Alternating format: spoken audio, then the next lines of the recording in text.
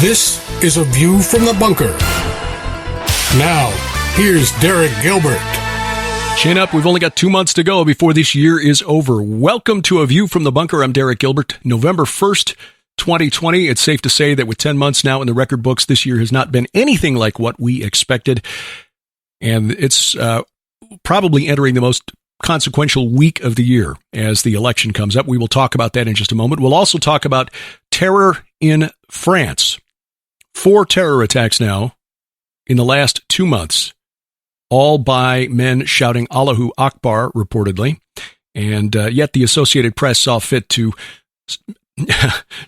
Islam-splain to the rest of us as to why Muslims are so angry, with a countering point of view. Raymond Ibrahim will join us in the second segment of our 3-part program tonight.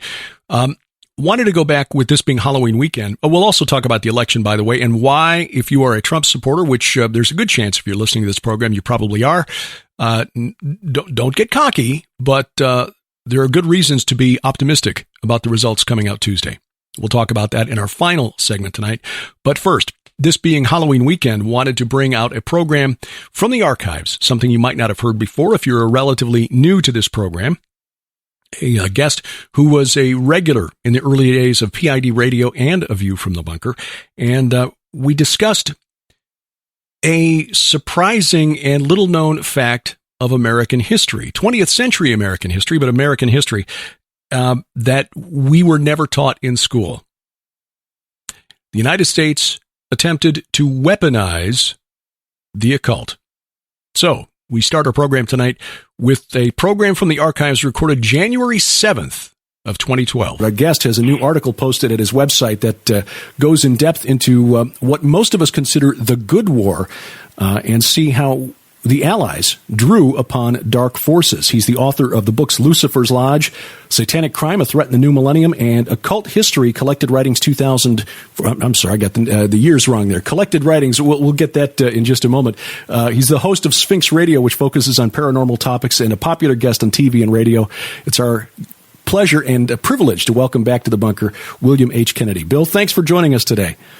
It's great to be back, Derek. I love this program. Well, I appreciate that. It's Collected Writings 1994 to 2008, and I was about to give the wrong title there, so I skipped over. I should do. It's free anyway, so it doesn't matter. And I won't lose any money on it. It's free at williamhkennedy.com. Well, and there you go. So you're proving to be the better host. I was about to give the web address, which is where you'll find the new article titled "The Allies and the Occult: The Best Kept Secret of World War II," which is posted a couple of days ago as we record this on January the 7th of 2012. It was, I guess it's fairly common knowledge that the Nazis in World War II and leading up to World War II drew heavily on the occult. In fact, author Peter Levenda, whose work you cite in this article, has written an entire book on the topic and makes a very convincing case that the Nazis were not so much a political party as they were a cult. But you document in this article that it wasn't just the Germans who were calling on the paranormal for assistance during World War II. I must admit I was quite shocked, Derek. And what I looked at is I decided to investigate whether the Allies were involved in the occult or esoteric practices or divination, and I was stunned at how deeply involved our Western leaders were with the occult during World War II, to the point, and I will stick my neck out by saying this, World War II was actually a war between occult secret societies. And I know that's a very broad thing to say. My father was wounded on Saipan during World War II. He was a sergeant major in the Army Air Corps, and I had an uncle, Thomas Kennedy, who died at the Battle of Anzio. He was a bazooka man under General Mark Clark. So World War II has always been a part of my family history, a big part of it, and I became a World War II buff because of stories my father and his war buddies used to tell. Now, what my father and my uncle, God rest both their souls, they're not with us anymore, but they didn't realize that the people on our side were as heavily involved with occult and esoteric and the dark side, as you called it, than you could ever imagine. Now, I'll just start giving a breakdown of the stuff that's in the article. Now, what I'm saying on this radio show will be very unbelievable to people, so it's important they go to williamhkennedy.com and check my facts and sources.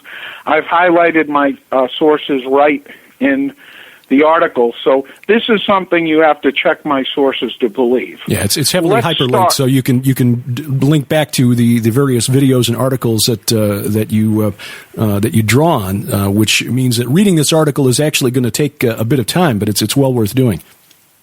Well, sure, you can read the article. It's not that long an article itself, but if you want to look into it deeper, you can go on. There's books and articles and links to documentary films. But you can just read the article on its own and check whatever sources you don't think are true. Right, sure. Which I don't. I want people to be skeptical about my work because I'm only as good as my sources. A lot of people have been attacking my personal character on the internet and different things, and ironically, in a strange way, I agree with them in the sense that my personal character doesn't mean anything. It's my sources that really, really count. Right. And I'm only as good as my sources. And just to start breaking this article down, let's look at Winston Churchill, who's considered the leader of the free world during World War II. Now, strangely enough, he was a 33rd degree Mason, and that involves mystic rites and very strange subjects. And Churchill belonged to a neo-Druid pagan sect as a young man in England. Really? Now, what's that? Really? Yes. This was a surprise to me, and I followed that link from your article as well. And this was a shock because the image most of us in the West have of Winston Churchill is the jowly, cigar chomping, no nonsense man who was willing to stand up to Adolf Hitler, even in the darkest hour of the Blitzkrieg, the air war over London. And you don't associate that with the robe wearing type that we assume Druids to be. Oh, you can see a photograph of Winston Churchill at a Druid meeting, which has been authenticated. So he was heavily involved in neo-paganism and the occult.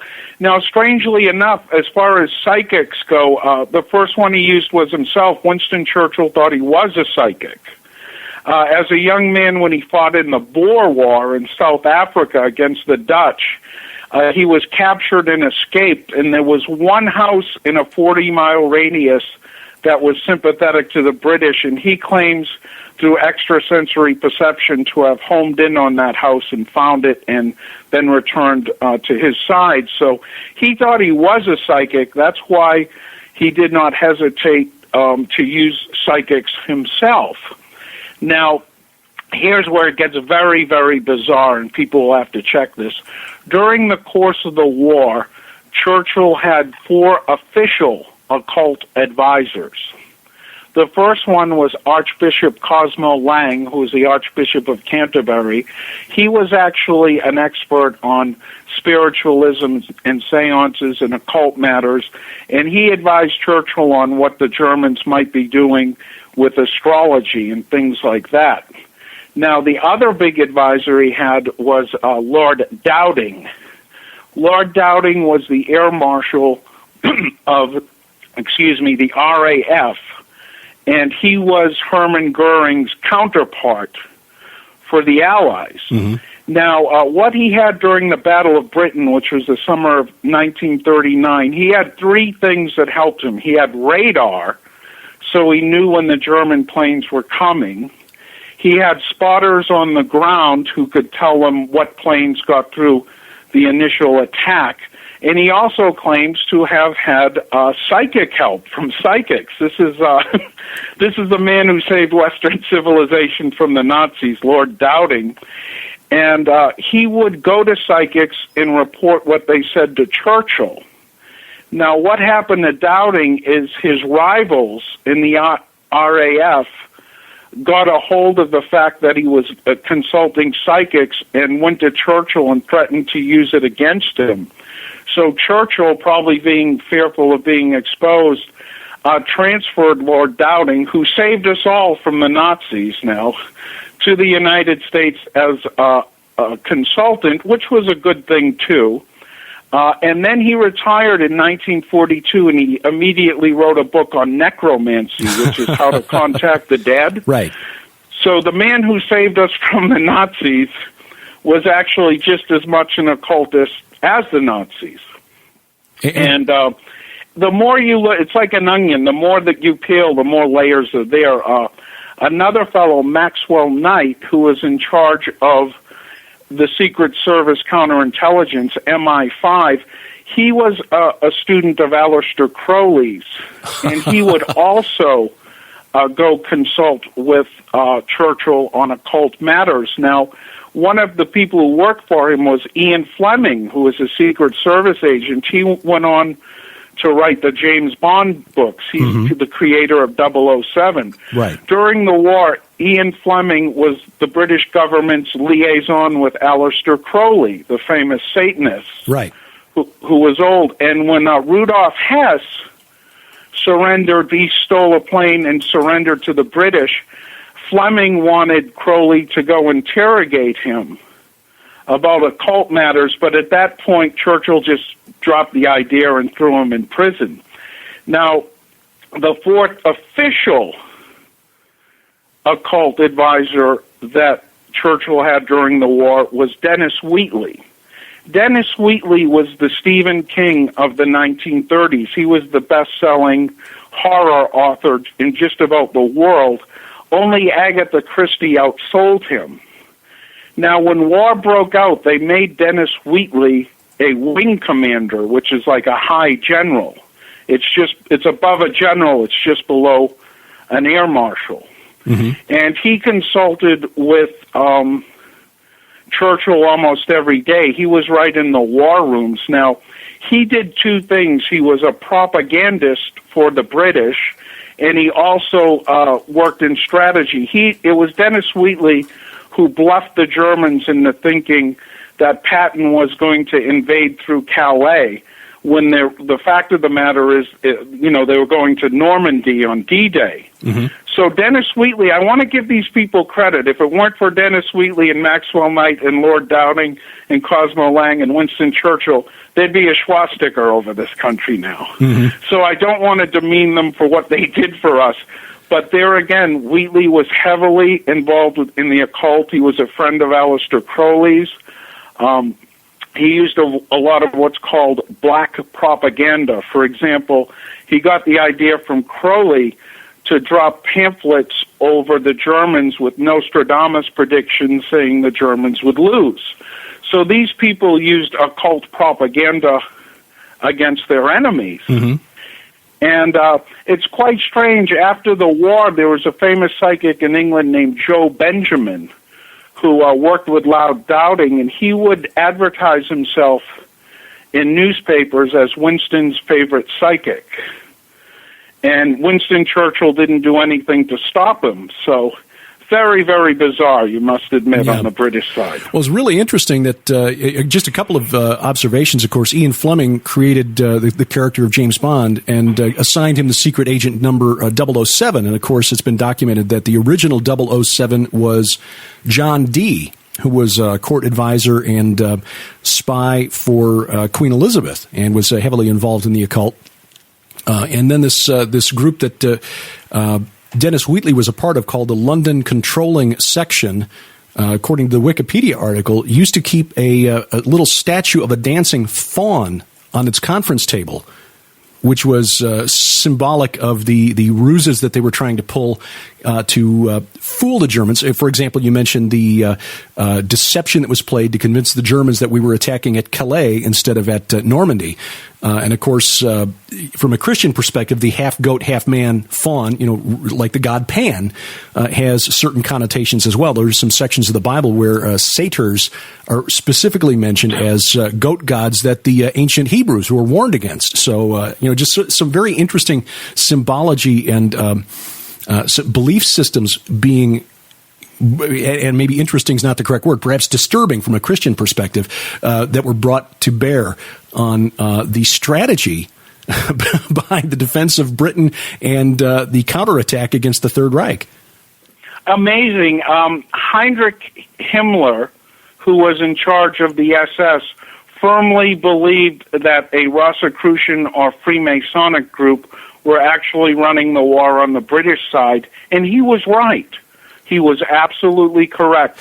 This is, as I said earlier, it was a war between occult secret societies. That's what World War II ultimately was. And they used Christianity and other types of religion for their benefit. But the people running things themselves were definitely, and beyond a shadow of a doubt, occultists themselves. And it's quite frightening. Now, there was a woman named Helen Duncan, who was a famous psychic in Britain, and in a book called Churchill's Witch by Michael Calmer, he claims that Churchill was using her directly during the war. Now, what happened to her is she correctly predicted the sinking of a British warship called the Barnum, and this made the British authorities wonder if she wasn't a spy or something, and they arrested her, and she was the last woman tried under the Witchcraft Act of 1731. Okay, this is how strange World War II got. Now, she wound up getting 9 months in prison for practicing witchcraft. She's the last person sent to prison in England for witchcraft. And what they did in the 50s, they repealed the witchcraft laws because of freedom of religion. They really didn't repeal them. They put them under the Psychic Fraud Division, which is a similar thing that they have there. Now, Helen Duncan, it's quite sad. In 1956, they raided her house when she was giving a seance, and she died a few days later because they thought they were going to throw her back in prison. So a lot of these psychics, when these psychics did something the government didn't like, they turned on them, as the Nazis did. The Nazis turned on an astrologer named Kraft. So if what you said suited their needs, they worked with you. If not, they went as far as to throw these people in prison. So very, very strange stuff, you got to admit. Yeah, and I'm looking at the Helen Duncan website now. There's still, and this is over 50 years, 60 years almost after her death, there still is an official website dedicated to the story and the work of Helen Duncan. And, of course, Winston Churchill is prominently featured there at that website. Oh, yeah, Churchill wrote a letter to the Home Secretary complaining about her being thrown in prison. Now, this is at a time of war. Why would the Prime Minister even bother writing a letter about someone who was sent to jail for 9 months for witchcraft, unless he was using her, you know? Yeah. And Dennis Wheatley, now you mentioned him as the Stephen King of England, and it should be pointed out that you're not exaggerating the case that the only author who was outselling Dennis Wheatley back in the 1930s, 1940s was Agatha Christie, and in fact, one of his novels, The Devil Rides Out, was actually turned into a film by Hammer Pictures in the 1970s, which starred Christopher Lee and Charles Gray, who people might remember as Ernst Stavro Blofeld from one of the Bond films. So he was also the narrator in the Rocky Horror Picture Show. That's right. Charles Gray played the criminologist. And for people who are a fan of Sherlock Holmes, he also played Mycroft in the television series about Sherlock Holmes that starred Jeremy Britt. So Charles Gray and Christopher Lee are, top-tier actors. So Dennis Wheatley was no slouch. Yeah, Dennis Wheatley was huge. I mean, he's known in horror circles, but he's kind of faded out. But he sold millions and millions of books. Right. And the reason that, I didn't put this in the article, the reason that he was given such a high position was that he was actually a Nazi sympathizer in the 30s. And the reason Churchill hired him, because he said Wheatley thinks like a Nazi. So it's even disturbing the reason they... Now, I have to say it again. I'm demonizing men who saved me from being in the Hitler kid, Sure. These people, they contribute. I think Hitler was a lot worse than these people, but the Allied leaders were equally involved in the occult. There's no two ways about it. Right. And Peter Levenda's book, and you can link to the full text of it on my page, actually gives more information on Wheatley and his connection with occult groups. Quite stunning, as I say, you know. And that was quite stunning. Levenda's book, Unholy Alliance, which fully documents the Nazis, the Nazi Party as a cult movement rather than as a political party. Now, again, here in the United States, we Christians tend to be a very patriotic bunch, and there's been a growing political movement over the last couple of decades that we've paid quite a bit of attention to here at A View from the Bunker and PID Radio, because we believe that the problems of this world, whether it's warfare, crime, or just the evil that we do to each other, is a spiritual problem called sin, and that's not necessarily something that can be corrected through political means. But there are those who believe that the world would be a better place if we just somehow managed to vote Jesus into the White House. We've got this idea that America is a Christian nation founded on Christian principles, and everything would be better if we returned to our Christian roots. That's true in a sense if we all lived according to the guidelines and the principles that Jesus taught his disciples. The world would be a better place. But it's rather disturbing as we look at history and find that even in the so-called good war, World War II, this Christian nation was drawing on the occult in direct contradistinction to what Christians were told, to what the followers of Yahweh were told in the Old Testament and again in the New Testament, not to engage in necromancy and drawing on the powers of the occult. How did the United States government put the dark side, or put occult forces, paranormal forces, to work in trying to combat they were just as bad as the Nazis and the British in that sense. And I'll start with Franklin Delano Roosevelt. Now, Roosevelt was a 32nd degree Mason, so he had this occult kind of underpinning since he was young. Now, towards the end of the war, in 1944, he saw a news article about a psychic named Jean Dixon, whose husband had a huge contract with the U.S. government. Her husband was very rich, and she was going around to charity events doing crystal ball readings. Mm-hmm. Now, Franklin Roosevelt, who's famous for saying, "I'm not a dictator, I'm a Christian and a Democrat," was actually using Jean Dixon. She came to the White House twice, once just for a general talk, and another time right before Roosevelt died, and Roosevelt asked her about what the future of the world would be, and she was pretty accurate. She said China would fall to communism and Russia would be our enemy, and some pretty stunning things. So Roosevelt was heavily using the occult. He approved a program by which MGM Studios would produce short films called miniatures, 11-minute documentaries that they used to show before feature films in movie theaters. This was all before television, of course. Mm-hmm. But during the war, they made 4 films about Nostradamus, who's very famous now with Nostradamus in 2012. But these films were shown in the 1940s all throughout the United States, and they made it so that Nostradamus's predictions would reflect badly on the Germans, that Germany would lose. There was enough occult interest amongst the general public in the 1940s that they could use and did use Nostradamus as a propaganda tool. And very bizarrely, it worked so well that they kept these propaganda films centering on Nostradamus going into the Cold War. The last one was made in 1955. So this new popularity of Nostradamus, it was huge in the 40s and 50s and used by our government as a means of propaganda. Quite amazing. You wouldn't think that, would you? It's only propaganda when the other side does it, Bill. Come on. It's propaganda when anybody does it. I point that out. There's 2 kinds of propaganda. There's black propaganda, which you use against your enemy to demoralize them, and there's white propaganda that you use on your own people to get them to rally to your cause.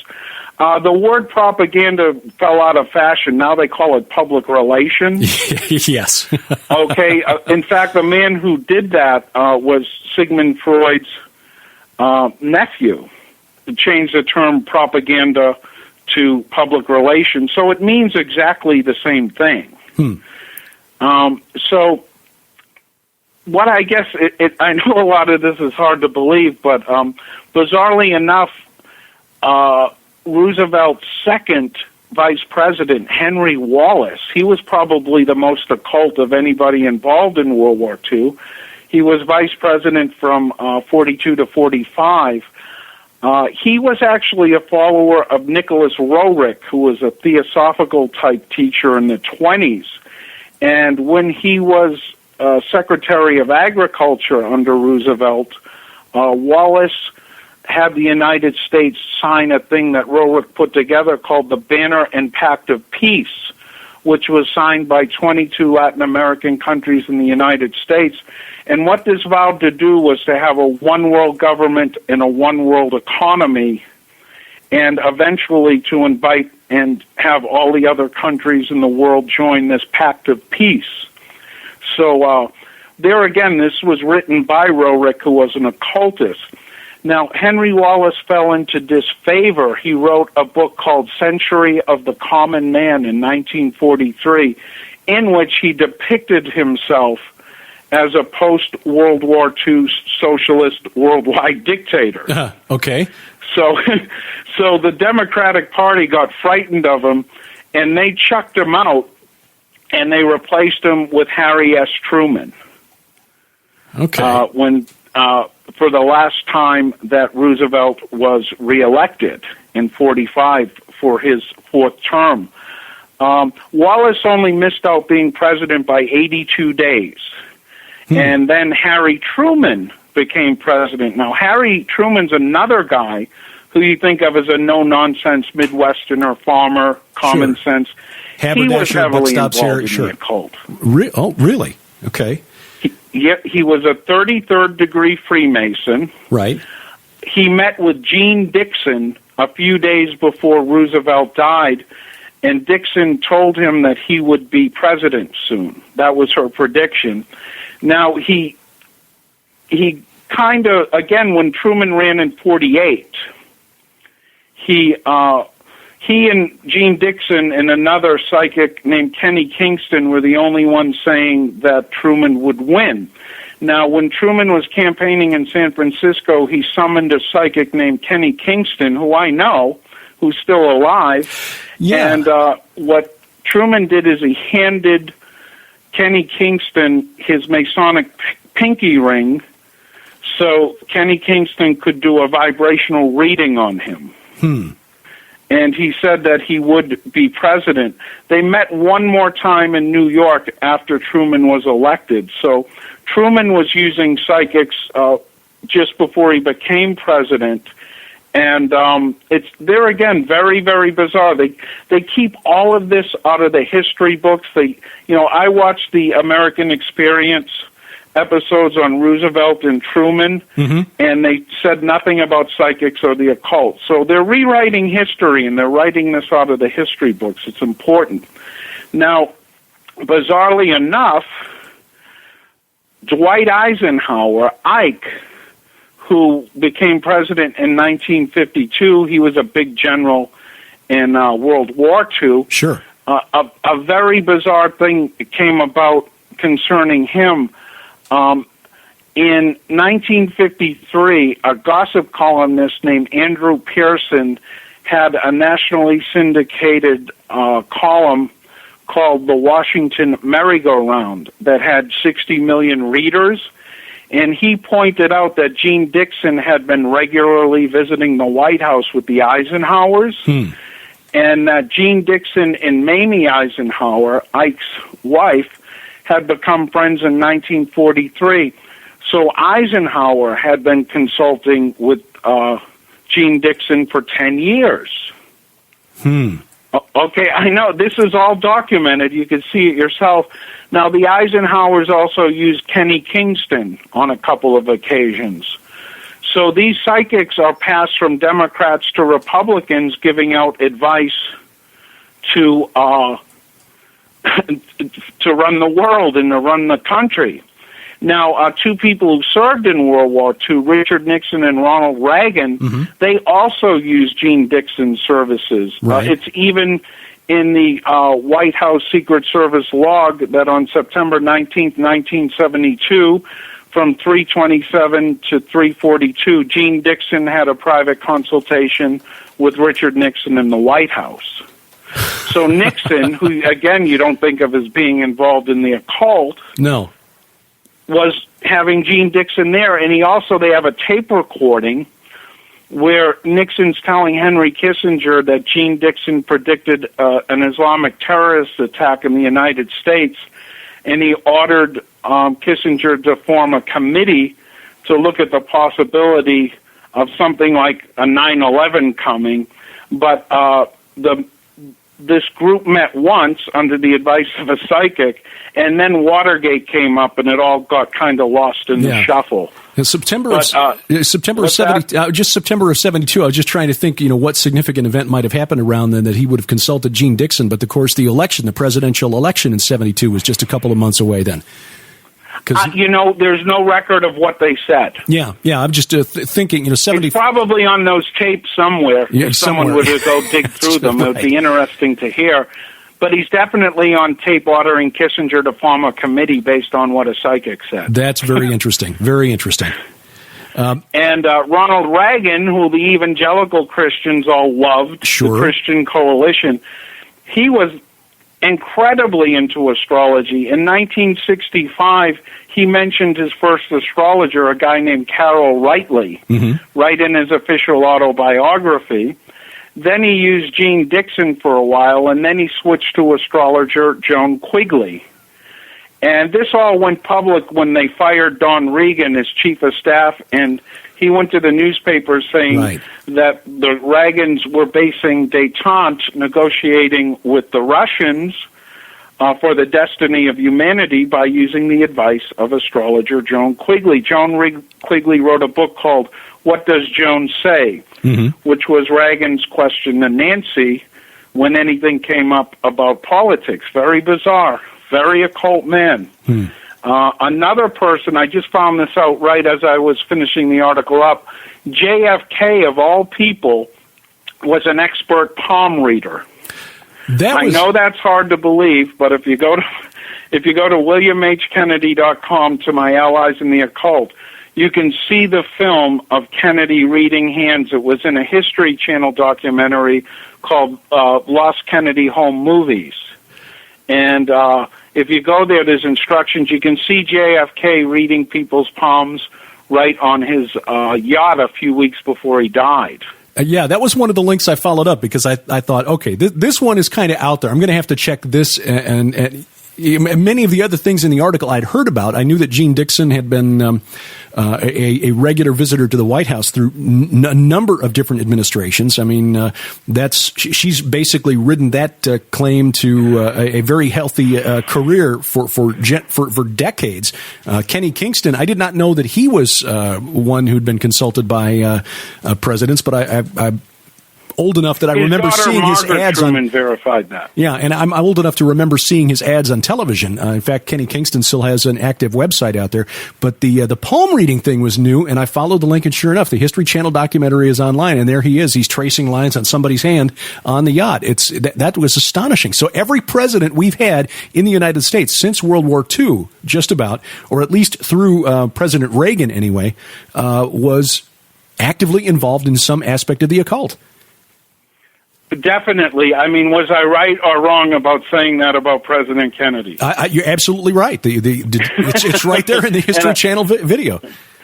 You can watch it yourself and see it yourself, So these things I'm not making up. Now, bizarrely, Joseph Stalin, who you think of as an atheist and a communist, he had his own in-house psychic, kind of his communist Rasputin, a psychic from Poland named Wolf Messing.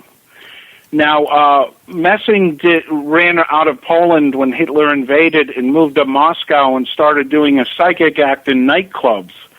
And he fell to the attention of the KBG because, much like Helen Duncan, he started getting things right. And Stalin, they would arrest him for being a public nuisance. And one day when they arrested him, they said, someone with a great deal of authority is about to see you. And who walked in but Joseph Stalin himself? Now, what Stalin did is he tested messing. He said, you have to do two things. You have to withdraw 100,000 out of a bank with a blank piece of paper, and you must get through my guards and into my, near my private study without being detected. Now, I don't know how he pulled it off, but Wolf Messing did it. He showed up with 100,000 and walked right through Stalin's security guards. He claims to have used hypnosis to do this, which is quite possible. I'm a fully trained hypnotist. You can do this. It's not easy. You have to find the right person to do it on. But Stalin was so impressed that he hired him. And he also used him for propaganda purposes during the war. Now, in the 1950s, Stalin had him studied by scientists, and they concluded that Wolf Messing had some form of mental radar where he could read people's minds and also plant ideas in people's minds. Now, Messing, when he died in 1972, was given a state funeral. It's called a hero's funeral in Russia, in Moscow, with full military honors, though he was never in the army, and he was declared a hero of the Soviet people. I never heard of the guy till a month ago. Did you? No. Not me. And you're right. This is unexpected, considering that communism, as practiced by Stalin, at least, was officially atheistic. Technically it was, but what you have to remember, Stalin wasn't an atheist or a communist. He was a dictator who used atheism and communism for his own ends. When Stalin's mother died, he went to a church and lit a candle for her. So he was just using communism for personal gain. I don't think he believed any of it. But he did use Messing during the war for political purposes. Now, the Prime Minister of Canada during World War II, you never hear anything about this guy. Mackenzie King was his name. Right. He was the Prime Minister during the war, and he was the longest-serving Prime Minister in Canadian history. He was Prime Minister for 20 years. Now, when he died and they went through his effects, they found a crystal ball and a Ouija board, and he had a series of journals. He kept an occult journal about psychics he met with, and I mean, he had psychics channeling the spirits of his dead mother and his dead pets, and very bizarre stuff. The Canadian government actually burned those journals to cover this up. But it leaked out anyway through some of the psychics he used. Very, very strange. These people promote themselves as Christians, but they're really not. They're not Christian in any way. Now, probably the most famous person people have heard of who was involved with the cult on our side during World War II was General George S. Patton. And if most people have seen the film with George C. Scott, and they realized that Patton believed in reincarnation. He always thought he was, a Roman general and an Egyptian general and a medieval knight. He was never a plumber in Detroit who had hemorrhoids. He was always something. Someone important. He was always something grandiose. Right. But what I discovered about Patton was that he had a psychic on his staff.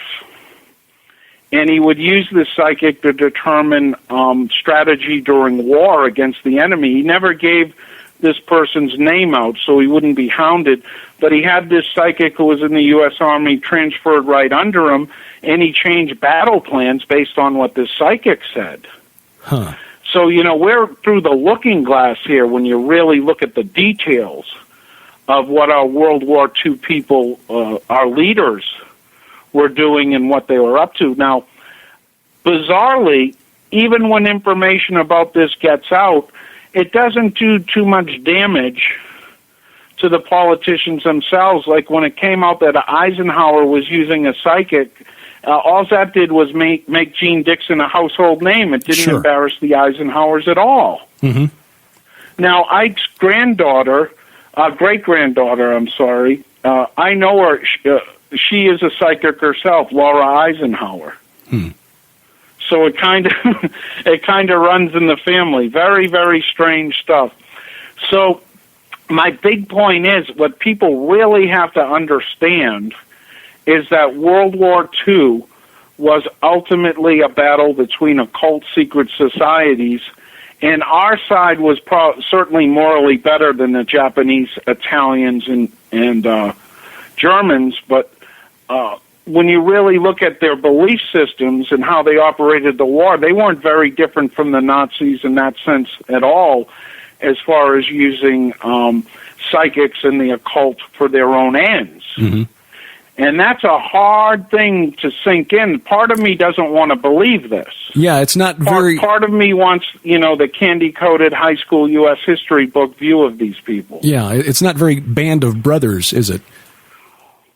No, it's band of occultists who are all using esoteric forces to get power over other people. It's almost like something from a role playing computer game or something, dealing with mystical battles in some fantasy realm where you call on the royal mage to try to cast spells upon the enemy to weaken them prior to the battle. Fact is stranger than fiction. Yeah. No video game could be stranger than what really happened during World War II. Now, you mentioned that Goring thought that the occult societies on the Allies' side during World War II were controlled by Freemasons, and you mentioned that Himmler believed that. Himmler, yeah. I'm sorry. And you mentioned that, of course, President Roosevelt was a Freemason. Mackenzie King, the Prime Minister of Canada, was also a high-ranking Freemason. What impact did that have on how the Nazis dealt with Freemasons inside the realm? I mean, it's always kind of been a surprise to me that being as occultic as they were, the Nazis persecuted Freemasons as almost as vigilantly as they did the Jews.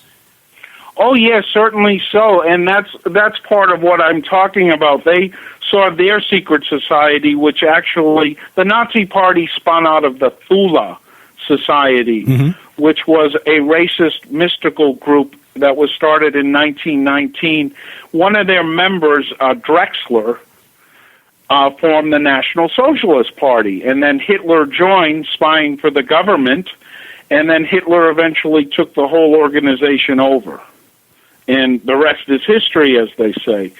But as far as their view of Freemasonry goes, they saw themselves as pitted against Freemasons. And as you said, Churchill, Roosevelt, King, Truman, all of these people were Freemasons. Now, here's a little tidbit. I have this on another part of my website. But the victory stamp for the United Kingdom in 1946, their commemorative victory stamp, has King George VI on it, surrounded by Masonic symbols. Huh. Okay? So the Nazis weren't completely wrong. You can find that on my Nazi occultism, on my occult multimedia page in the Allied Occult section. You can scroll down and look at that. But the stamp they had to commemorate their victory was a Masonic stamp. So to a great extent, Himmler was right on that account. So imagine if you were formerly an SS officer and in 1946 you saw that stamp. You would automatically think, well, Himmler was right. Yeah. And this really then casts the post-war era in a new light, because we know from Peter Levenda's work that both the MI5 and the CIA were involved in helping members of the SS escape from Germany, to some extent with the help of the Vatican, to get away into Australia, South America, and here in the United States. Former SS members, well, former in air quotes, of course, SS members escaped and in South America especially set up enclaves to continue the work of what some researchers have called the Underground Reich. That continues on, some believe, into the present day. So, in other words, this war between the secret societies didn't end in 1945. Oh, under no stretch of the imagination. And consider that Maxwell Knight, who I mentioned earlier, was an early member of the British Fascisti, which was the first fascist group in England even before Oswald Mosley came along. There was a group before that, so he was a Nazi sympathizer. Dennis Wheatley, they just found a strange article he wrote that he hid in his house called A Letter to Posterity, which he wanted to be found after he died. They found it a couple years ago, and he basically outlines an elitist Nazi-type government for Britain. So it's very, very bizarre in that it's which group of occultists did they want on top. Now, bringing Nazis in the United States, that was called Operation Paperclip, and right. A lot of that was scientists who worked on our rocketry program.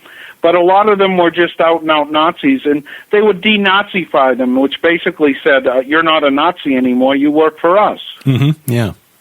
So it's very, very strange, and in a sense, Peter Levender and what you said, you're right. The ultimate war never ended because these people are still going strong in Latin America, or their descendants are. They've mostly died off, but their spirit lives in this country and in Latin America. So it almost makes you wonder if there wasn't another conflict taking place out of sight of human eyes, in which the third party was pitting groups of humans together, like kids on the playground who come up to a couple of other guys and say, hey, let's you and him fight, for their own entertainment value.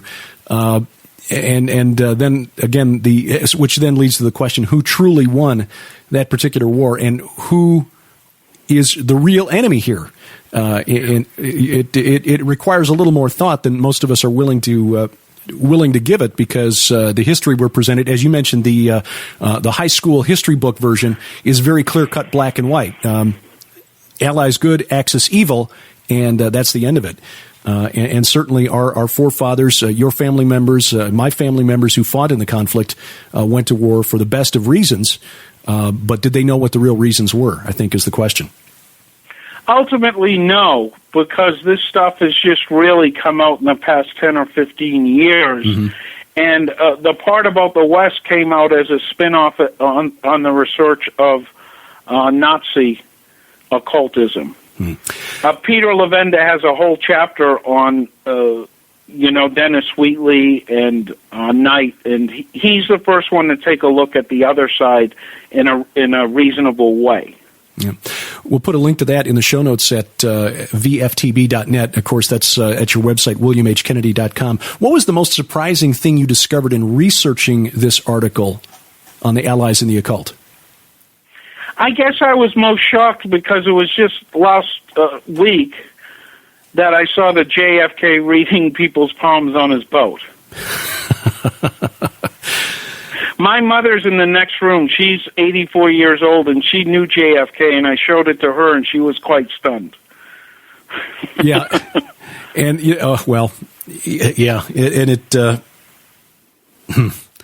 a lot of different directions to go with that, but opening the can of worms of what happened in Dallas would be, a whole nother show. I mean, he wasn't very accurate. It's kind of strange because what I've heard about JFK is that he was a very ill man and he always knew he would die young. So he always spoke about dying young and destiny and things like that. He used to joke, Gore Vidal, who I've gotten to know, he was Jacqueline Onassis' stepbrother. He told me one thing he never liked about visiting JFK when he was president is that he constantly joked about being assassinated. This is from Gore Vidal now. I'm not saying that. Yeah.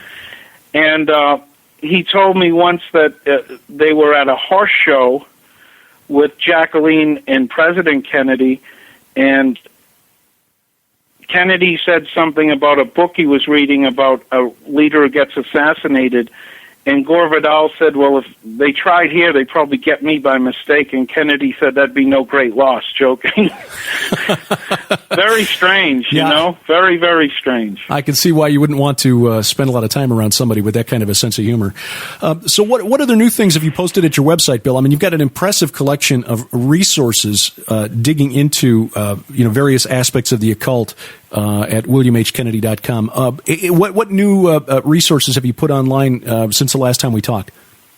Well, what I've done is I set up a whole bunch of occult history multimedia pages, and I've lost count. There's hundreds and hundreds of documentaries on my webpage, but I've expanded them greatly since then, corrected all the dead links, which crop up all the time. Yeah. But if you want to learn about Satanism, witchcraft, the occult, astrology, demonology, anything with the cults or the occult, WilliamHKennedy.com is the place to go. I don't know of another occult webpage that has more information than I do. If anyone does, please let me know. That no one's beat that challenge yet.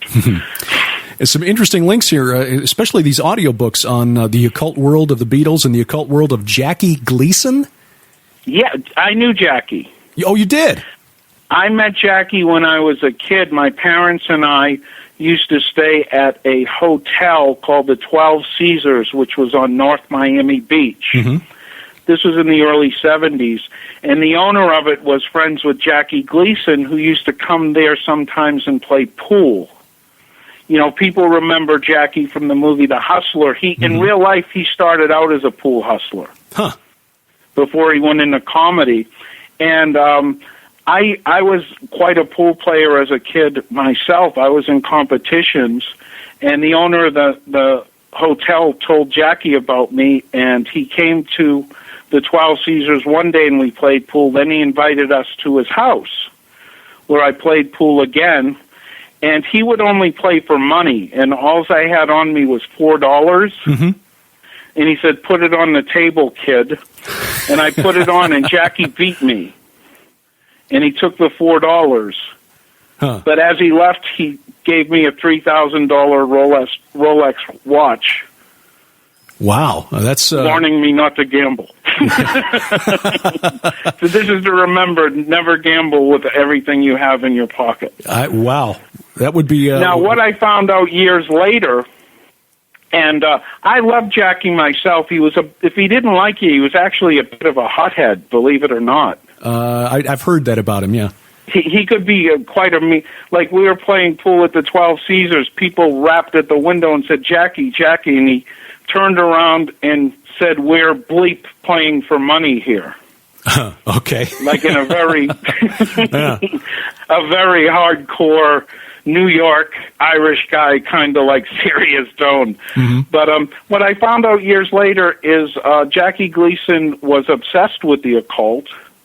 He collected occult books his whole life, and he was a regular guest on the Long John Nebel show, which was like the Art Bell or the Coast to Coast of the 1950s, 60s, and 70s. Mm-hmm. And he had such a large collection of first edition occult books that when he died, his family donated it to the University of Miami. It's, thousands and thousands of books. And it's also rumored that Richard Nixon took him to see a crashed UFO, but that really hasn't been confirmed. The mind reels. Ralph Cramden, right, well, UFO one of his ex-wives pointed that out. Wow. Well, so Jackie, and I never got to see this, in upstate New York, he built a giant house in the shape of a flying saucer. And he had Tesla coils all over the place.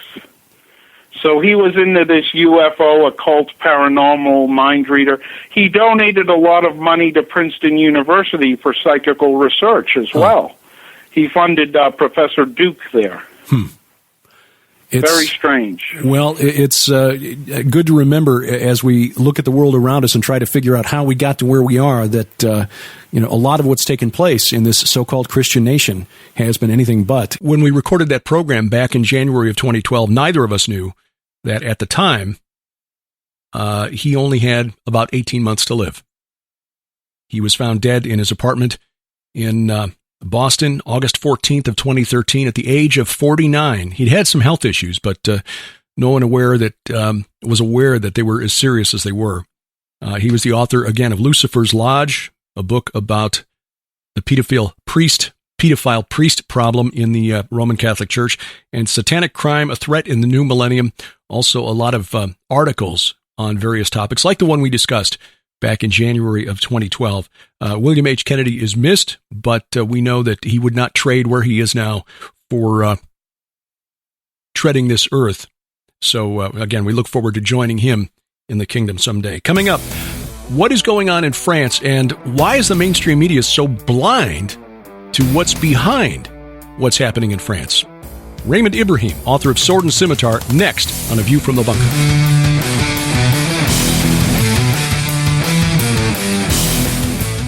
Where were you on 10/13? As the Middle East erupts in chaos, a devastating wave of terror shocks the nation. Thousands lie dead. An apocalyptic Christian cult is blamed. And suddenly, believers disappear as internment camps spring up almost overnight.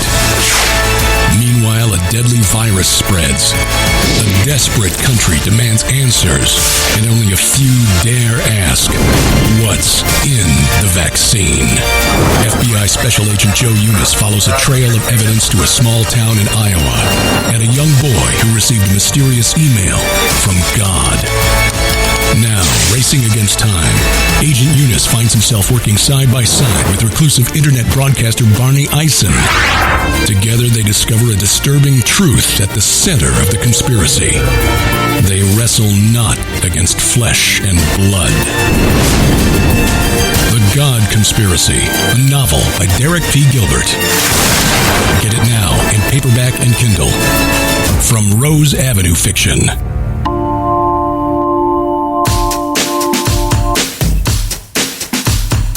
Walking the walk every Sunday night from the beautiful Missouri Ozarks. This is A View from the Bunker. You'll find us online at vftb.net. Download our free mobile app. That's the easiest way to get all these programs delivered right to your smartphone or tablet. It is free, available for iOS and Android devices. You'll find the links in the right-hand sidebar at the website vftb.net. Earlier this week, had the opportunity to talk with a guest who's become a regular on this program and also on Skywatch TV, and this was recorded for Skywatch TV.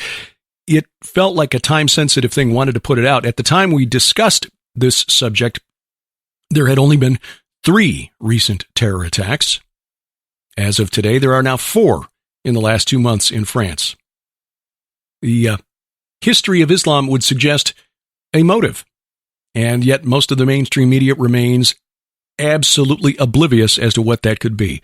So, discussing this subject with us, as has become all too common in the last couple of years, author of Sword and Scimitar, Raymond Ibrahim. Hello, Derek. Very good to be with you.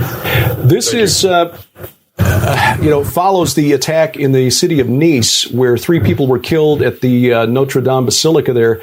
A Tunisian man with a knife who only arrived in the country apparently within the last 3 or 4 weeks. I have to believe if such a thing were possible, Charles Martel would be spinning in his grave right now. What is going on in France? This was the 3rd attack in less than 2 months. Why is this happening, and is this reflective? How does this reflect a fundamentalist Islamic belief in the teachings of Muhammad? Well, and to give it deeper context and therefore more importance, we had what you mentioned, the recent attack, which 3 people were killed in a church. One woman, I think, was, they quoted it as virtually beheaded. Right. Okay. And the man, by the way, was shouting Allahu Akbar, Islam's war cry, thereby obviously positioning his attack in religious terms. And before that, of course, we had the teacher who was also beheaded, and his head was severed. I mean, I've seen some graphic pictures where it was thrown around because the Muslim man who cut his head off was later on mocking it and so forth. And that too was done in the name of Islam because he had so supposedly blasphemed by showing Muhammad cartoons, but in the context of teaching students about free speech. And then before that, there have been so many attacks. Let's not forget France was also home to that Catholic priest where 2 Muslim men walked into his church and slit his throat during Mass. I think it was maybe 3 years ago.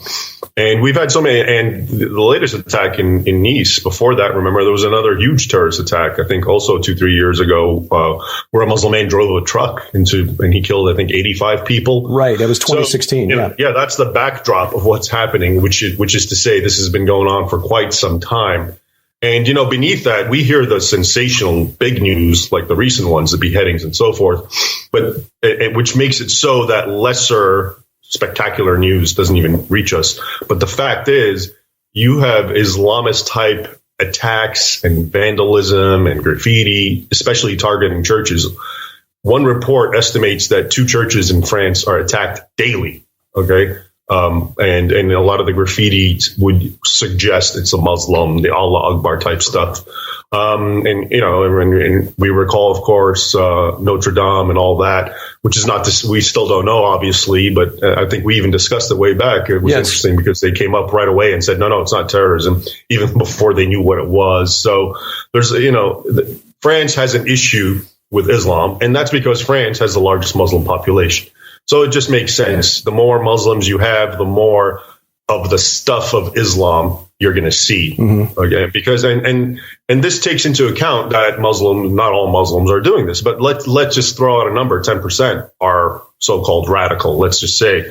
So if you have 100,000 Muslims, that means 10,000 are radical. But if you have 1 million, that means you have 100,000. So that's, I think, the big problem for France, and that's why someone like Macron is becoming a little more verbal and assertive. Though obviously he's still not able to pinpoint the real problem, because it would be politically incorrect for him to do so. Even though he's being forced to move that way because his country, I think most recently he said his country's under attack. I mean, that's how bad it is. And if you talk to people, there's cities and neighborhoods that nobody enters. It's Muslim run areas where Sharia essentially unofficially is being practiced. The police that go in, if any, are usually Muslims from the neighborhood. And, they're just little enclaves. And this isn't just France, by the way. You have this all throughout North and Western Europe, primarily Northwestern Europe, Scandinavia, the UK is very bad, Germany. So in a way, what we're seeing in France is, is the tip of the iceberg of what's going on everywhere now. And it's not surprising to me. And, after a little bit, if we have time, I'll kind of give you an analogy of why I think it's, what Macron and all these people are trying to do, even though it sounds positive, the sorts of measures they want to take to safeguard against this, it's doomed to failure. Mm. In your book, Sword and Scimitar, you outlined the history and the key battles in this history of war between the rise of the Islamic powers from the early days following the Prophet Muhammad. I mentioned Charles Martel, who fought the famous Battle of Tours in 732 AD. But even as late as the 17th century, the late 17th century, Jan Sobieski, the King of Poland, had to rescue Vienna, which is essentially the crossroads of Europe. From there, had the Ottoman Empire won that battle outside the gates of Vienna, the German states to the north, Italy and the Vatican to the south, and Western Europe would have been wide open. I learned from your book that Muslim pirates had an outpost on a small island just off the coast of Cornwall, Western England. And this 60, 70 years after the first English colonies had been established at Plymouth in Massachusetts. We don't hear about this. We're taught that there's no place for terrorism in Islam, and the phrase radical Islam is usually applied to events like this, these terror attacks in France here recently. Is this really radical, or is this mainstream? People are actually taking the Quran seriously? Well, as you point out, there's two ways to look at it. You can look at the doctrine of Islam, and then you can look at the history of Islam, see how Muslims have behaved. The doctrine is radical Muslims are just following normal Muslim doctrine. So, for example, killing a blasphemer, that's Islamic. That's in the texts. Muhammad himself actually had a Muslim man go murder a woman who was breastfeeding her children in the middle of the night because she was mocking him. Okay. So you can see the precedent. This is part of the doctrine. But then the history, as far as I'm concerned, is more demonstrative of just of the fact that what we call radical is really mainstream. The continuum that you just offered of Islamic attacks on the West, from Vienna and attacking England and Britain and so forth. It actually gets worse. Our very first war as a nation was with Muslims who were again engaged in jihadi rhetoric, the Barbary Wars. So after America became independent, the very first war was with Muslim states who were enslaving American sailors, plundering them. And when Thomas Jefferson flat out asked the ambassador from Barbary, "What? Why are you doing this? We've never done anything to you." He said, "Our holy book commands it. You are infidels. You have three choices, et cetera, et cetera." So, you got 1,400 years of this, and then now we come and say, no, that's not, and they're still doing it. Okay, what you're seeing in France and everywhere else, the same sort of thing still happening. And so for people to come up and say, no, that's not true Islam, and this is the problem with someone like Macron and what he's saying. They're ultimate. They can never acknowledge that what's happening is integral or a part of authentic Islam. They always have to say, no, there's something going on. It's a radical sheikh. It's a misinterpretation. It's a minority view. It's grievances. We always have to find something else, because the conclusion, if you say it's the religion itself, is obvious, which is, well, it's dangerous living side by side with Muslims.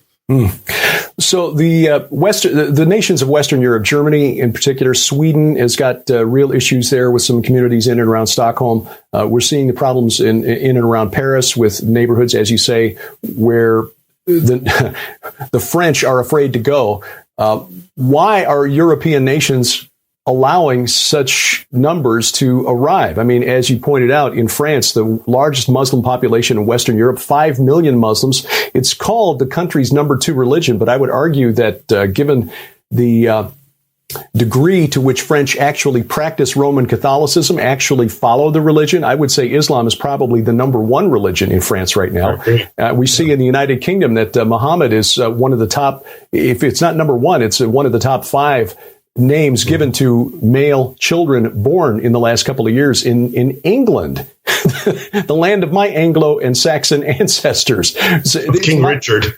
Yes, it's mind-boggling. Why are the Western European nations collectively inviting so many of an incompatible religion to settle there? Well, there's two ways to look at it. One is, and I think both answers are equal, are at work, but to which degree? One is just sheer naivety and insistence on living according to the make-believe narrative that we've all have to accept, which is, multiculturalism is wonderful, and the more non-white, non-Christian people you have, the greater. And, you're progressive and you get to tap yourself on the back because you're so open-minded and enlightened, et cetera, et cetera. I think that's probably bigger amongst, not necessarily people who are in charge, but, a few degrees beneath them. And because they're indoctrinated in that. And then above that, at the apex of the pyramid of, the shakers and the movers, the powers that be, I think it's intentional. They understand the truth about, let's say, Islam, but whether it's for their globalist agenda or whatever reason, they want to, and a part of it, I always believe, is actually to destroy Christianity as well. Because the more influx you have of Islam, you can't say Merry Christmas, you can't do this, you got to be careful, don't offend Muslims. And I think that actually I don't think it does really suppress Christianity even more than it's already being suppressed in most of, especially Western Europe. So I think, you have the core is doing this intentionally, but the foot soldiers are just indoctrinated in that silly narrative that we all have to pay lip service to. The question then is, what's the end game? Because the elites who are inviting this in or setting the policies that allow this influx, they typically are not practitioners of the Islamic faith. So once they accomplish the goal then of de-Christianizing Christendom, then what? I mean, I don't suspect you're going to find elites like George Soros and his buddies at the World Economic Forum are going to adopt Islam as their religion. So what is the next step after they dismantle the Christian institutions of the West?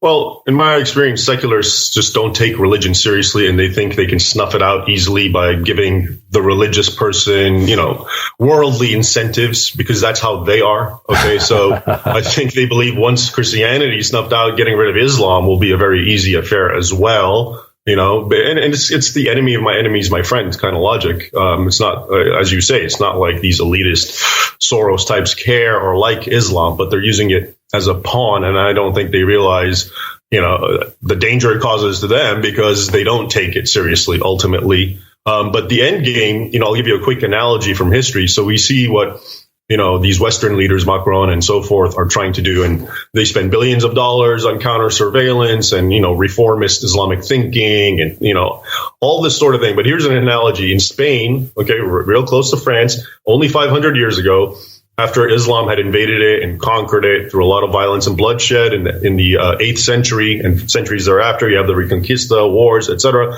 And it comes down to it now, all the Muslims are basically in Granada, but everywhere else in Spain, and they're living as citizens. And initially, the Spanish crown let them practice their religion freely, let them actually enforce Sharia on each other. They could travel and so forth. But what happened is anytime the Muslims were able to, they would attack, okay? And they became essentially a fifth column, and they would work with the Ottomans, and they would work with whoever to try to kill. And some of these attacks were beyond horrific. I mean, very terrorist. Like at one instance, they took priests and sewed them inside the carcasses of pigs and lit them on fire, and mass rapes and so forth. And so what the Spanish crown did, long story short, they finally said you have to convert to Christianity, because as long as you're part of that religion, you're going to be an enemy. It's a tribal type of thinking. And what did the Muslims do? They all converted. But generation after generation of these supposed new Christians being born to former Muslims were still Muslims at heart.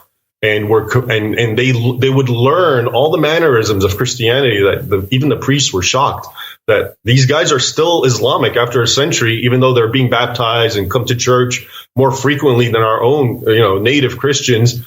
And what happened in the end? The only solution was they kicked them out. A mass expulsion, and also the Inquisition before it. So that just gives you an indication of how impotent the measures that people like Macron are going to take. Because if Muslims were willing to go to that degree of, pretending to be, first of all, the Spaniards were willing to do something we would never do, force you to convert to Christianity. Sure. But even that wasn't enough, because they learned to internalize the Islam and had the hatred for the Christian and the infidel. And any moment they would strike out. And the only solution was actually mass expulsion. So that just shows you how absolutely lame any kind of initiative from the West that's, consistent with our values is. That does not speak to the possibility of a peaceful solution to all of this. If separation, separation is the only. But it has to be said, and I know most people don't want to hear that, and most people don't want to say that. But the facts are the facts. If we haven't had peace with Islam for 14 centuries, I don't think it's going to happen overnight, because there's something very deep and existentially ingrained in that religion that makes it hostile to the non-believer. Yeah, well, it's following another god or gods, as I argued in my book, that have been hostile to our Lord and Savior for since almost the beginning of time. What are you working on next? Your book, 14th Century Sword and Scimitar, highly recommended. What are you working on next? I'm actually working on a sort of companion book it's a historical book about Christendom and Islam. But this one's focusing more on biographies. So whereas Sword and Scimitar focused on the key battles, I'm going to be focusing more on basically the heroes of Christendom vis-a-vis Islam. So there'll be little biographies of all of these men, many of them who were not even mentioned in Sword and Scimitar, because to be heroic is not necessarily won with a decisive battle. I mean, a lot of these men actually were part of lost battles, and they didn't have much.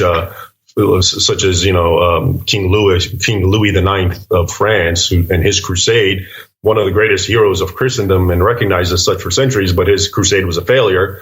So that's the difference between the two books, is they don't necessarily agree in that. But I think if anyone likes and has benefited from Sword and Scimitar, they'll like this book as well. Does Jan Sobieski get some play in your book? Yeah, he's tentatively on the list. I haven't gotten it to him yet. He's in Sword and Scimitar. That's the problem. I don't want to be redundant, so I have a lot about him in Sword and Scimitar in Chapter 8 in Siege of Vienna. But yeah, he definitely deserves a full and complete treatment. So we'll see. Yeah, look forward to it. We'll have you back to talk about it when that's ready. Raymond Ibrahim, the author of Sword and Scimitar: 14 Centuries of War Between Islam and the West, online at RaymondIbrahim.com, where you can subscribe, get updates when he writes his columns, which document the ongoing hostilities between Islam and the West. Raymond, thank you for joining us today. Thanks very much, Derek, for having me. Follow Raymond Ibrahim online at his website, RaymondIbrahim.com. You can subscribe there every time he posts a new column, which he does a couple of times a week. You'll get an update on that. And I would love to see him write in other genres, but this appears to be his calling, documenting and trying to awaken the world to the threat posed by violent Islam. And as we pointed out during the article, and as another expert that I've talked to a number of times, Dr. Timothy Furnish, has pointed out, violent Islam is not radical. It is, in fact, mainstream. Straight ahead, we'll talk a little bit about the election coming up Tuesday. Whenever we get the results, there are good reasons to believe the results will be favorable for Donald Trump. That's straight ahead on A View from the Bunker.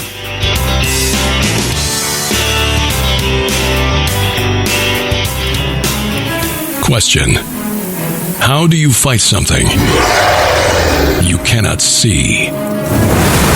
Davian is a third-level master of the Order, a small group of men who alone have the power to battle the most fearsome creatures in all of Saruman.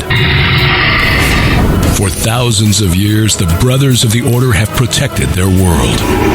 Now, something has upset the delicate balance of power between man and dragon, and Davian must face what appears to be a dragon that cannot be seen. But Davian is losing his grip on reality, and the fate of the world rests with a stable hand, an underfed priest, and a gardener who's fallen from the stars. Iron Dragons, Book 1 of the Saruman Quest by Derek P. Gilbert. New from Rose Avenue Fiction.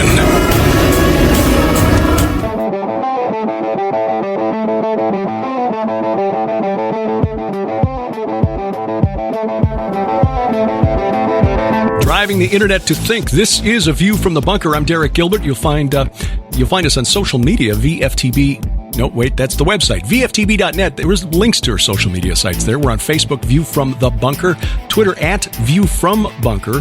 My personal Twitter feed is at Derek Gilbert. Also on Parler.com, Parler.com, under the handle Derek P.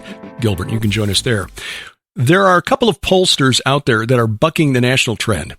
Most of the mainstream polls cited by even Fox News, but certainly by the major newspapers, CNN, MSNBC, and so forth, showing Joe Biden with just a humongous lead. And yet, our eyes are telling us a different story. If you followed at all social media reports of the rallies that Donald Trump has been holding around the country, and compare that to the images and the video coming from the rallies for Joe Biden and Kamala Harris, you could not have a more striking contrast. Yesterday, the president was in Pennsylvania, and I forget the town. Is Bedford? I think that's right. 57,000 people, reportedly. 57,000 was the estimate. You compare that with recent rallies with Mr. Biden, with Senator Harris, and they are in the dozens. The level of excitement, comparing the level of excitement between the Trump campaign and the Biden campaign is, it's ridiculous, because there is no comparison. And yet the polls continue to tell us, mainstream pundits continue to tell us, that Biden has an even better chance of winning than Hillary Clinton did in 2016. The polls were wrong in 2016. They were very wrong.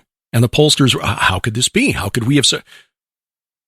Well, the other bit of evidence that suggests that thinking people aren't believing the polls are the reports from Washington, D.C., from New York City, from other major metropolitan locations of shopping districts that are boarding up their stores, especially high-end stores. They're tired of being looted because they're expecting violence on Tuesday if the election doesn't go the way the party of love and tolerance expects it to go and wants it to go. I think they see that there is something going on here that they don't like. Joe Biden has run a horrible campaign, not least of which because, and I don't mean this with any malice, the former vice president should have been allowed to retire with grace. He should have just been allowed to retire, live off the money that he collected, however he collected it, and just pass into history as playing the role of senior statesman. But the Democratic Party was desperate. They knew that mainstream America would not vote for somebody as radical as Bernie Sanders or Elizabeth Warren. clearly the Democratic Party, even though Kamala Harris has apparently been the chosen one since at least 2017, the Democratic Party voters didn't want her. You might remember that she dropped out of the race before the first primary. She was polling at about 2% among Democrats. And now, if Joe Biden wins, I don't think there's anybody who's really thought about this or watched Joe Biden over the last year who seriously believes that he's going to make it through a first term. So this is it is plausible that a candidate who could not get more than 2% support from her own party could wind up as president of the United States, which is absolutely insane. But I don't think that's going to happen. Absent some real malfeasance, I don't think that is going to happen.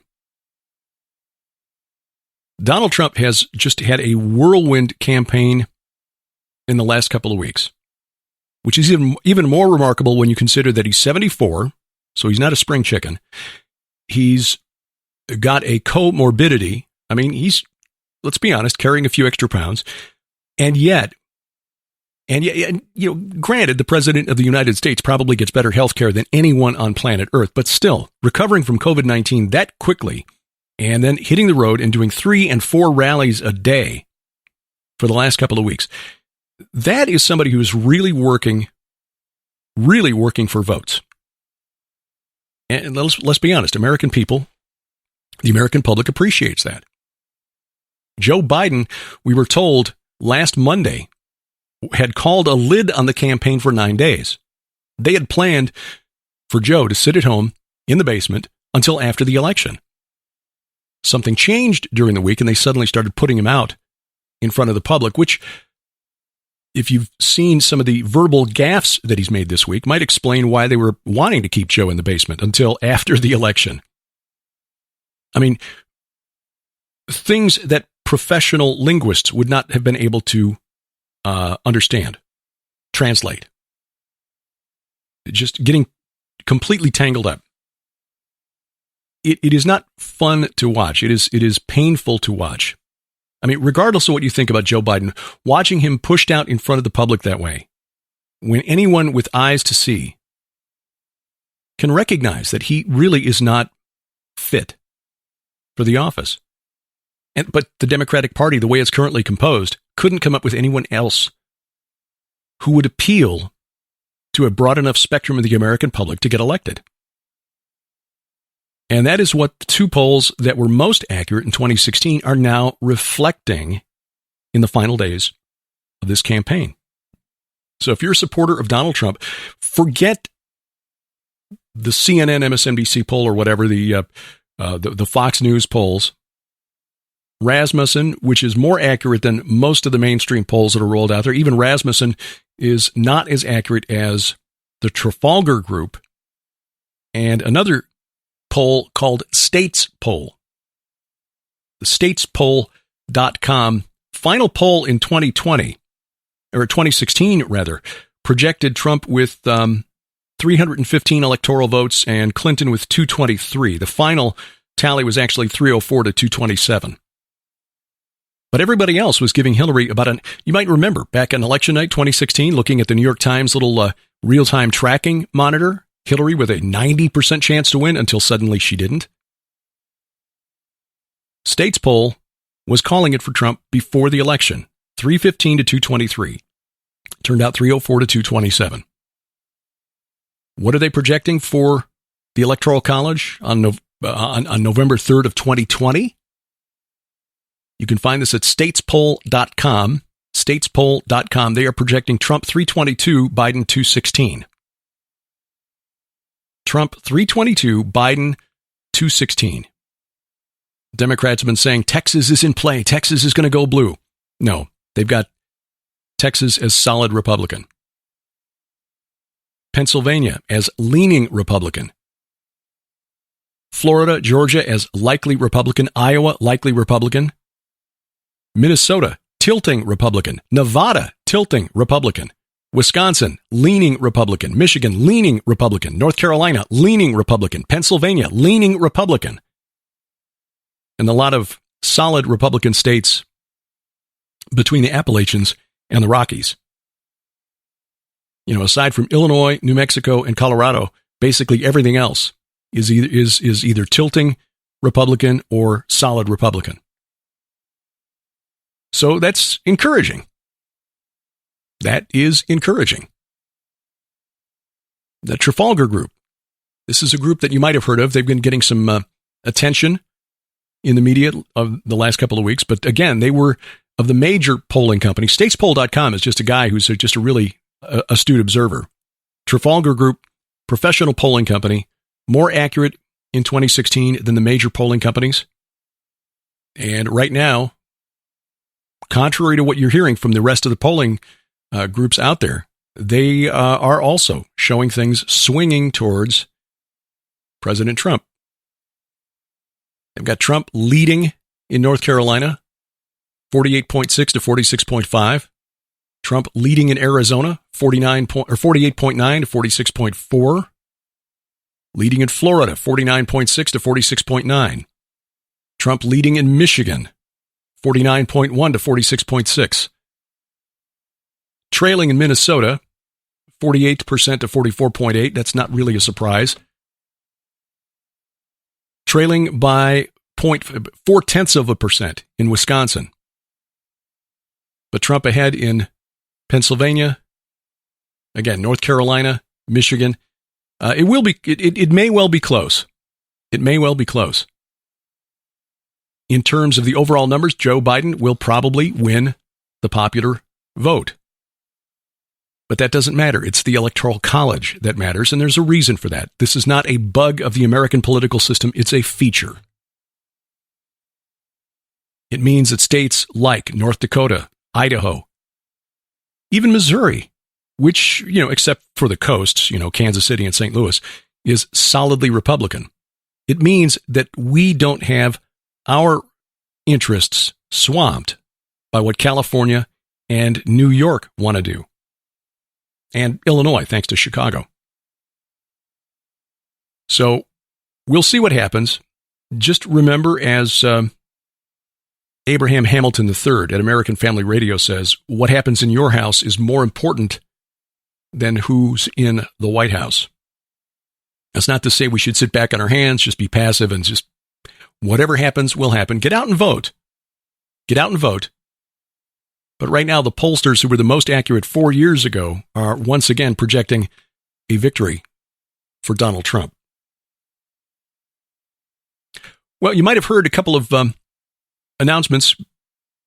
The audio portion of a couple of trailers that I've released tonight for my new, well, let's call them new old novels. These are novels that were written 15 years ago or more, but they seemed timely given where we are at right now. Iron Dragons, which is a sci-fi fantasy mashup, because other than Tolkien, I've never really been a huge fan of fantasy. So if I was going to write a novel with dragons in it, I wanted to have at least some, well, it's not really scientific, but, at least some scientific explanation in the plot line. There's no magic, in other words. Let's put it that way. Given our new nonfiction book, Sharon's my new nonfiction book, Giants, Gods, and Dragons, which should be out by the end of this month. We're waiting on the printer, releasing a fiction novel, repeating myself, releasing a novel under the title Iron Dragon seemed timely. But The God Conspiracy builds on Sharon's novel from 2004, The Armageddon Strain, which was premised on a weaponized avian flu, which then allowed the powers that be to mandate a vaccine, which included a component that the public wasn't told about, something called the BioStrain chip. You might have heard Sharon talk about that over the years. Tom Horn has talked about it on some of the programs that we've done at Skywatch TV over the last 5 years. I updated the novel and built on it because it seemed very timely, again, as we're in the middle of this pandemic that is leading many to clamor for a vaccine to protect us from this disease. And of course, you don't have to be really conspiratorial to see how there are those who might try to profit or at least use it to their advantage. So that is the premise behind the God Conspiracy. And both of those are available now at Amazon.com, or at least will be shortly. I guess I'm going to have to do some work at Amazon tonight to get the books released. But they've been ready for a couple of months now, just waiting for a time to release them. If we were really good at marketing, we would have done more to lay the groundwork for the release, but we're busy working on our next books. Sharon is still working very hard to finish the 7th in her Red Wing Saga series, King's Gambit, and I'm doing research for a nonfiction book that I would like to have ready in the first half of 2021, tentatively titled Saturn's Reign.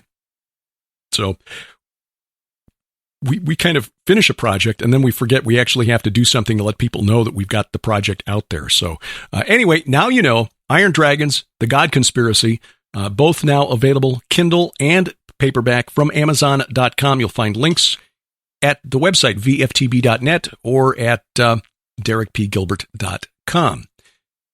Next year, we got a couple of things on the calendar already.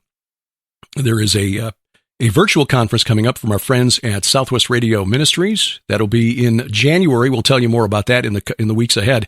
We will be in Oklahoma City as they're going to stream it live from their studios there. But we'll tell you more about the timing and how to sign up for it in the weeks ahead.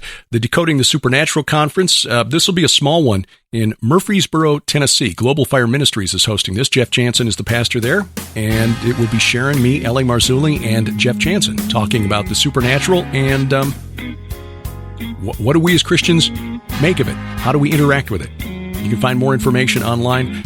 By the way, dates, March 4th through 7th of 2021. GlobalFireMinistries.com is the website. And then April, we plan to be in the Holy Land. We pray that we can travel. All indications are that we will be able to by that time. April 18th through May 1st are the dates. You can find out more online. Sample itinerary, cost, and so forth at skywatchinisrael.com. That's skywatchinisrael.com. Appreciate you taking time out of your schedule to listen to this tonight. If you have a spare moment, leave us a review. Spreaker, Stitcher, yes. Apple Podcasts, Google Podcast, Amazon Music, iHeartRadio, Spotify, wherever else you find us, which is, of course, wherever fine podcasts are sold. A View from the Bunker is a production of Gilbert House, released under Creative Commons Attribution, Non-Commercial, No Derivatives 4.0 International License. Our announcer is DC Good. Next week, we talk to Dr. Igal German, Messianic Jew in the United States, the unique challenges that he faces and what he's doing to try to bring Christians and the Messianic community together. That's next Sunday, November 8th, here on A View from the Bunker. Remember, we wrestle not against flesh and blood. I'm Derek Gilbert, and this is A View from the Bunker.